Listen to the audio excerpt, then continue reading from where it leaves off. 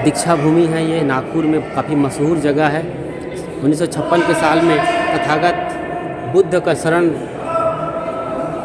लिया था यहाँ पर बाबा साहब अम्बेडकर ने। ये वही जगह है, यहाँ पर उनकी प्रतिमा और सब कुछ है। यहाँ पर क्या क्या है वो सब कुछ हम बताएंगे, बने रहिए हमारे साथ आखिर तक। दीक्षा भूमि नागपुर से मैं यतीन्द्र दास आप सबका स्वागत और अभिनंदन कर रहा हूँ। चलते हैं फिर सारे नज़ारों को एक एक करके देखते हैं और अच्छी तरीके से समझिए अम्बेडकर के पूरे जीवन दर्शन को। नागपुर का पूरी दुनिया में मशहूर दीक्षा भूमि, दीक्षा, जी हाँ, दीक्षा ली गई थी यहाँ पर बाबा साहब भीमराव अम्बेडकर के द्वारा। उसी का ये स्मारक रूप है। 14 अक्टूबर 1956 में उन्होंने अपने लाखों अनुयायियों के साथ यहाँ पर बौद्ध धर्म स्वीकार किया था। हिंदू परंपरा को छोड़कर बौद्ध परंपरा, हालांकि धर्म तो सबके अंदर है, परम सच्चाई में जीना ही धर्म है। सबको समान देखना, सबसे प्रेम करना, हर तरह के भेदभाव मिटाना, वो यही चाहते थे। असल में यही धर्म है। इसलिए एक परंपरा को छोड़कर दूसरे परंपरा में वो गए थे। ये मेन एंट्री गेट है, गोल परिसर है, गुंबद दिख रहा है ऊपर तक। सांची के स्तूप के पहले जो नज़र आता है गेट, वो हाथियों और घोड़ों वाला एक पिलर पर नमूना बना हुआ है, आप देख पा रहे हैं। ऊपर गुंबद है, अभी भी कुछ काम चल रहा है। यहाँ से आप एंट्री लेते हैं, एंट्री फ्री है। जाइएगा वहाँ और देखिएगा वहाँ के सारे नज़ारे और अंदर में क्या क्या है वो पूरा हम दिखाएंगे। हमारे साथ बने रहना है। इस तरफ ये चीज़ें हैं, ये क्या है दादा? ये फ्लैग है सर, शांति का प्रतीक है। शांति का प्रतीक। ओम मणि पद्मे हम, ओम मणि पद्मिने हुम, ये यहाँ पर लिखा है। धन्यवाद। आपका कितने में दे रहे हो? ये 100 रुपीज़ में कई कलरफुल। ये इधर ये क्या लाफिंग बुद्धा है? लिटिल बुद्धा बता रहे हैं। बहुत माइक्रो लग रहे हैं यहाँ पर। देखिए आदमी के सिर को न देखिए एक तरफ और इनको, तो बड़ा गजब है। देखिए सरकार, आप बिक्री के लिए उपलब्ध है वो। नागपुर में दीक्षा भूमि और उस पगोड़ा के अंदर ये मुख्य स्थल, यहीं पर बाबा साहब भीमराव अम्बेडकर ने बौद्ध धर्म स्वीकारा था तकरीबन 5 से 10 लाख लोगों के साथ। तथागत बुद्ध की विभिन्न मूर्तियां स्पष्ट रूप से नज़र आ रही हैं और इस मंदिर का प्रतिरूप बीच में भी है। कहते हैं कि बाबा साहब के अस्थि कलश भी यहाँ पर रखी हुई है। शानदार रेलिंग्स बनाई गई हैं जिसके थ्रू लोग आते हैं और इस पूरे नज़ारे को देखते हैं। बहुत बढ़िया कलाकृति है, बहुत बढ़िया सोच है, एक डिज़ाइन है।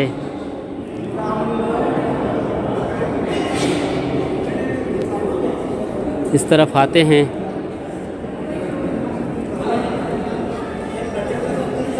तो ये चीज़ें देखने को मिलती हैं। ये कलाकृति मंदिर का प्रतिरूप है, ये लकड़ी का। इसी में हम इसी के अंदर एंट्री लिए हैं जहाँ लोग झांक रहे हैं। ये पूरा गुंबद है और ये उनका पूरा जीवन परिचय है।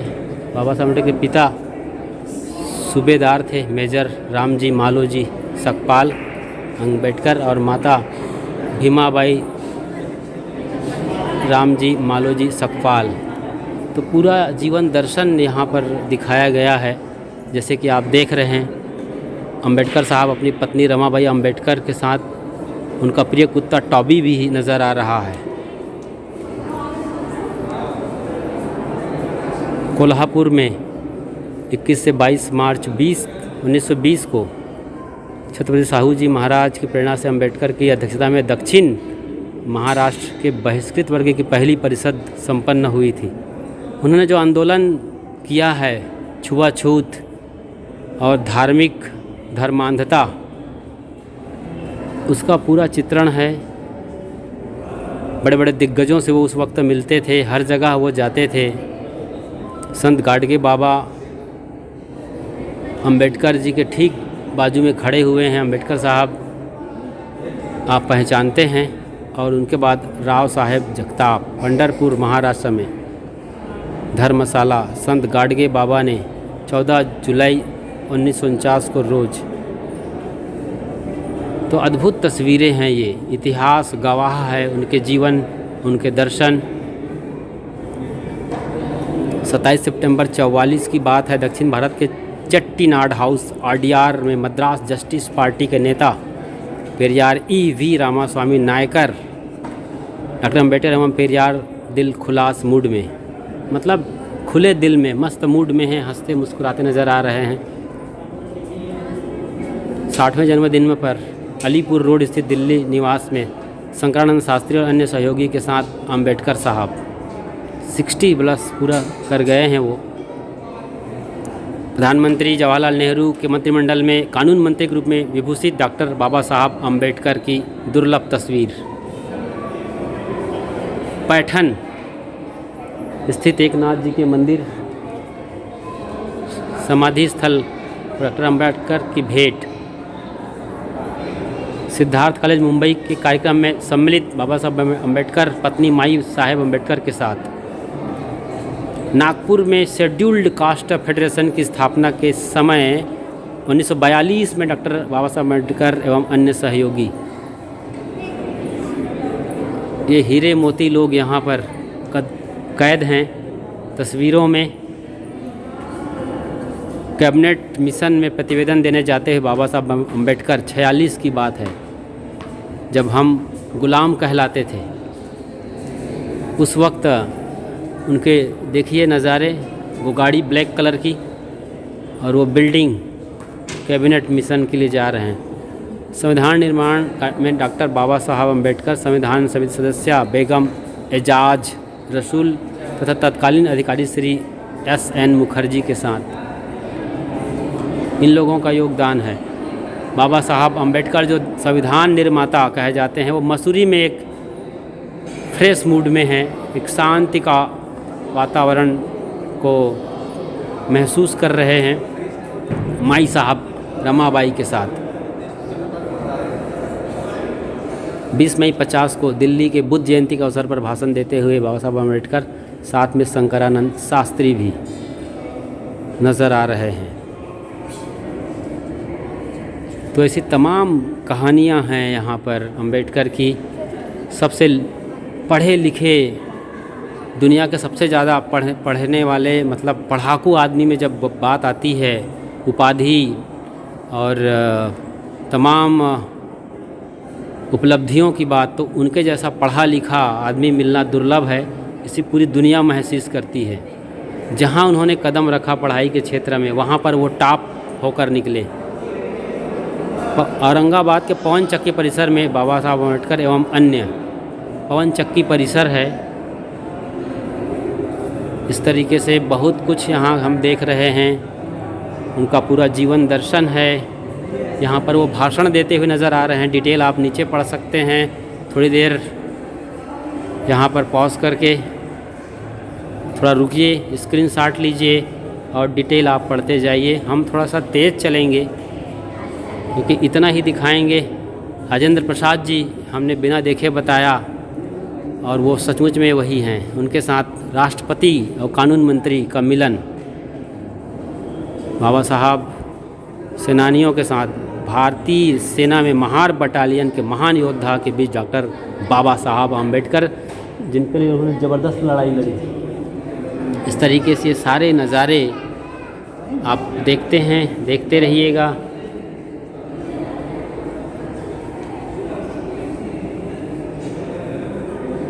पूरा जीवन दर्शन है बाबा साहब का।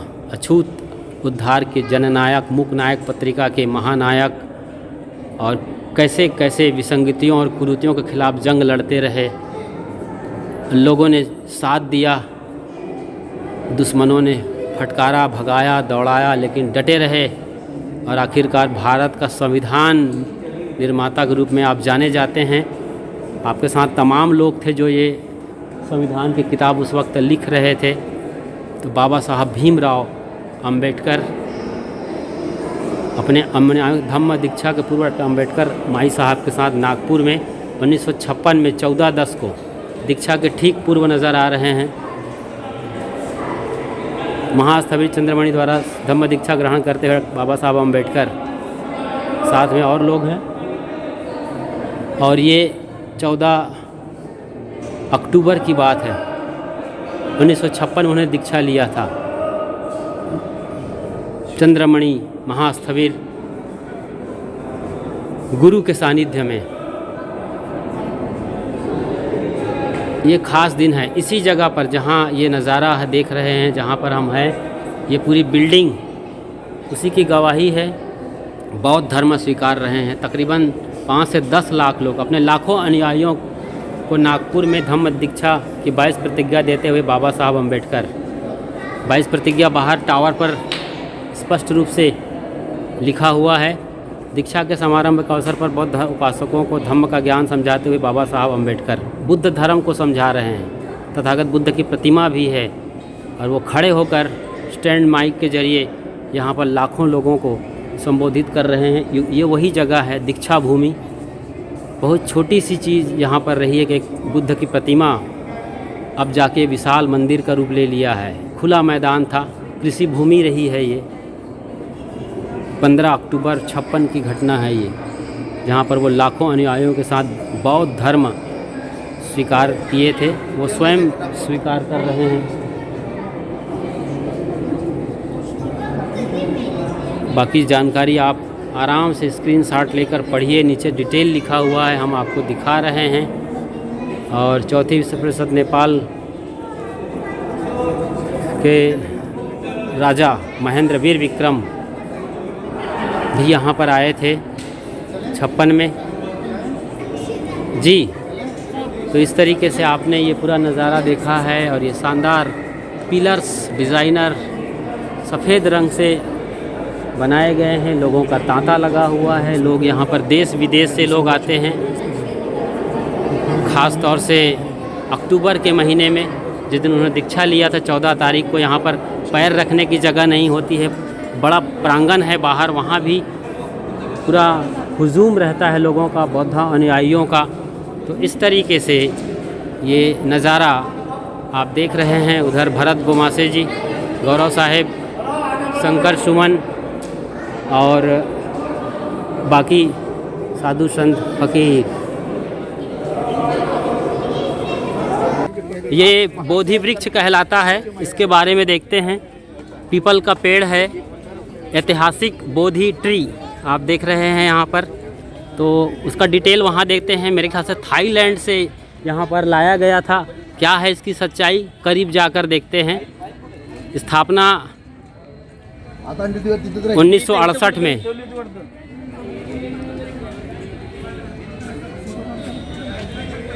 आप पढ़ सकते हैं। परम पूज्य बाबा साहब अम्बेडकर स्मारक समिति दीक्षा भूमि नागपुर का ऐतिहासिक महाबोधि वृक्ष 54 ईयर्स कंप्लीट हो गया है 68 से 22 में।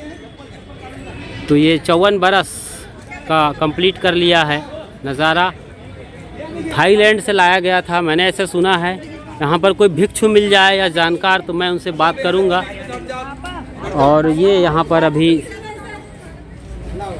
हमारे संत गुरुजन, यहाँ पर ये थाईलैंड से लाया गया था साहब जी, और बोधि वृक्ष कहलाता है। अच्छा, थाईलैंड से। हाँ, 54 बरस पुराना वहाँ पर डिटेल दिया गया है। तुम क्या जानते हो यहाँ के बारे में? हाँ बोलो। पता नहीं। पता नहीं जी। कोई भिक्षु हैं यहाँ? हाँ, भिक्षु मैं भी ढूंढ रहा हूँ। अभी मैंने इसका डिटेल लिया, वहाँ पर भिक्षु मिले तो मैं बात करता हूँ। तो वो खड़े हैं, लेकिन वो बहुत प्रेमी है। पिछली बार आए तो बहुत प्रेमी भिक्षु हैं, मिल जाए।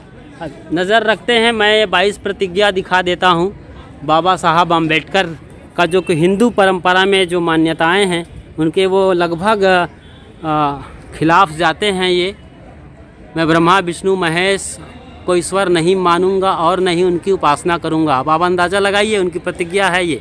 हिंदू थे, हिंदू परंपरा छोड़ के बौद्ध धर्म या परंपरा, माफ़ करिए, परंपरा स्वीकार किए। तो ये सब बातें हैं। मैं गौरी गणपति हिंदू धर्म के किसी भी देवी देवता को नहीं मानूंगा और न ही उनकी उपासना करूंगा। ये तीसरे नंबर की प्रतिज्ञा है। ऐसे ही प्रतिज्ञा को करते करते हम आते हैं 15 नंबर में। तो मैं झूठ नहीं बोलूँगा, ये कुछ समझ में आता है। मैं चोरी नहीं करूँगा, झूठ नहीं करूँगा, व्यभिचार नहीं करूँगा, शराब नहीं पीऊँगा, ऐसी प्रतिज्ञा बौद्ध धर्म में स्वीकारने वालों को लेनी होनी चाहिए। और बहुत कुछ है, कुछ हिंदू धर्म के थोड़ा सा विपरीत जाता हुआ नज़र आता है। ईश्वर ने अवतार लिया, इस पर मेरा विश्वास नहीं है। असल में इसके पीछे की रियलिटी को समझेंगे तभी समझ में आएगा कि ईश्वर क्या है और भगवान की मूर्तियाँ क्या है, सच्चाई क्या है। वरना हम परंपरावादी होकर लड़ते ही रहेंगे। और यहाँ पर एक शानदार ट्री है, चंपा का फूल खिले हैं, सफ़ेद चंपा के फूल। बौद्ध विहार भिक्षु निवास, तो भिक्षु यहाँ हो सकते हैं, लेकिन हमारे साथी उधर जा चुके हैं। तो अच्छी जानकारी है, अच्छा स्थल है, शांति स्थल है। ऐसी जगहों पर आदमी को आना चाहिए और कुछ सुकून शांति महसूस करना चाहिए।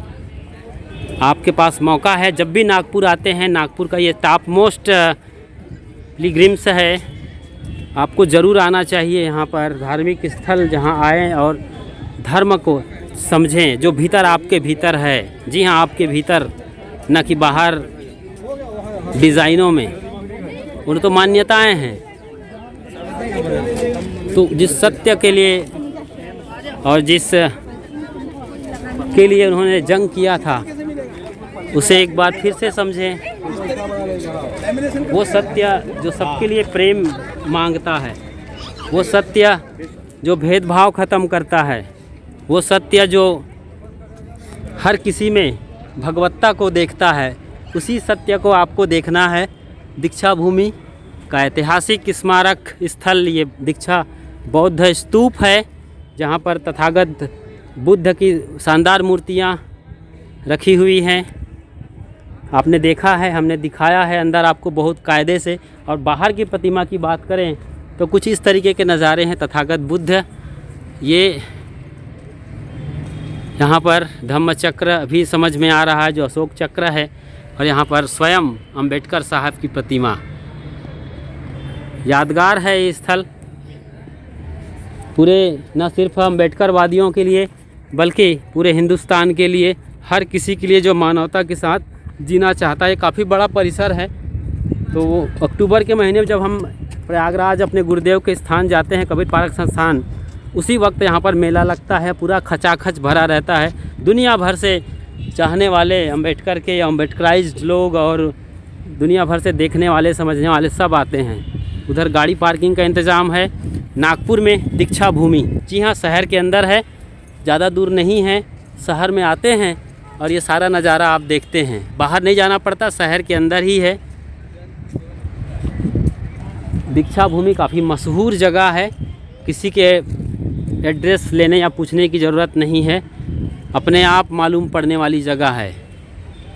तो चलते हैं, अब विदा लेते हैं। चैनल पर आप बिल्कुल नए हैं तो फ़ौरन सब्सक्राइब, लाइक, कमेंट और शेयर करिए, ताकि ज़्यादा से ज़्यादा लोग इस तरह के ऐतिहासिक जानकारी और सच्चाई से लाभ ले सकें और उनका जीवन धन्य होकर मंगलमय हो सके। शुक्रिया, साधुवाद साहेब, बंदगी साहेब।